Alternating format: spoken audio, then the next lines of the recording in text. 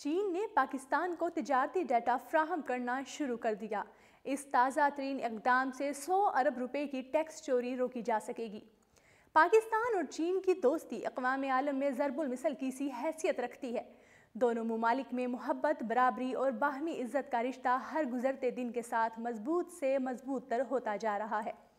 جب بھی پاک چین دوستی کی بات ہو تو کہا جاتا ہے کہ پاکستان اور چین کی دوستی ہمالیہ سے زیادہ اونچی اور سمندر سے زیادہ گہری ہے۔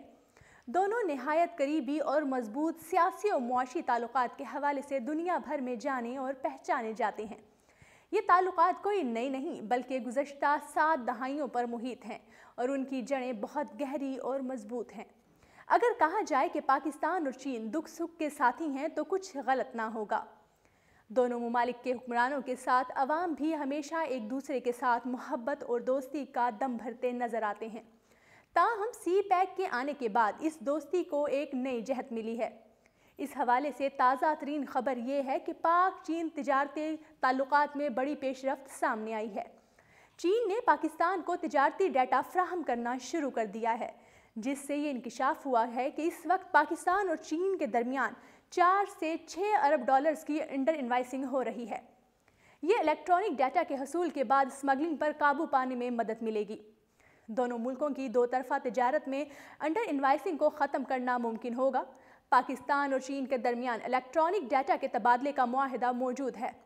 واضح ہو کہ سی پیک منصوبے کے تحت دونوں ملکوں کے بیچ فائبر آپٹک نیٹ ورک کا قیام عمل میں لایا جائے گا۔ اس نیٹ ورک کے توسل سے دونوں ممالک کسی بھی بیرونی مداخلت کے بغیر ایک دوسرے سے ڈیٹا شیئر کر سکیں گے اور یہ نیٹ ورک کسی بھی قسم کے سائبر حملے کی زد میں نہیں آ سکے گا۔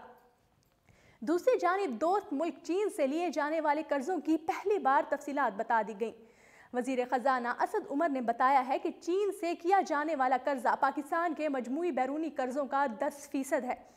بی بی سی سے گفتگو کرتے ہوئے وزیر خزانہ اسد عمر نے کہا کہ ہم نے IMF کی پابندیوں اور شرائط کا انتظار نہیں کیا بلکہ معیشت کی بہتری کے لیے حکومت کے پہلے 100 دن کے اندر خود ہی متعدد اقدامات کیے۔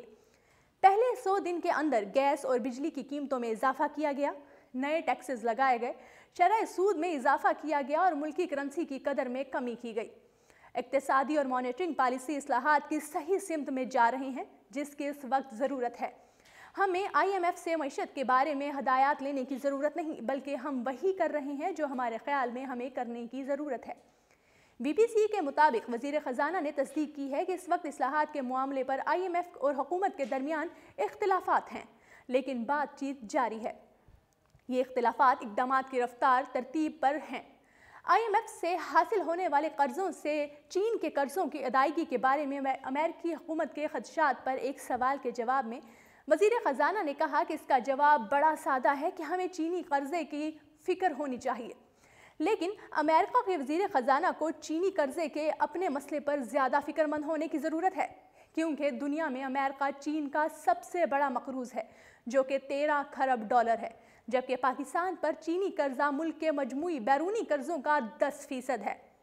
اسد عمر نے اس کے ساتھ سوال اٹھایا کہ ہم گزشتہ 3 برسوں میں IMF سے 12 مختلف پروگراموں میں گئے لیکن یہ سوال پہلے کیوں نہیں پوچھا گیا کہ کس ذرائع اور کس ملک نے پاکستان کو کتنا قرضہ دے رکھا ہے۔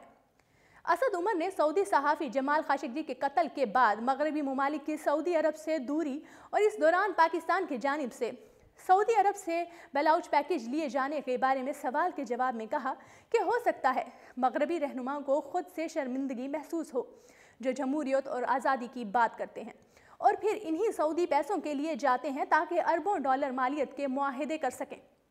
مغربی دنیا کے رہنما صدر ٹرمپ اٹھ کھڑے ہوئے اور کھلے عام کہا کہ وہ سعودی عرب سے بہت زیادہ بزنس لے رہے ہیں اور میرے لیے پریشانی ہے نہیں کہ خاشقجی کے ساتھ کیا ہوا۔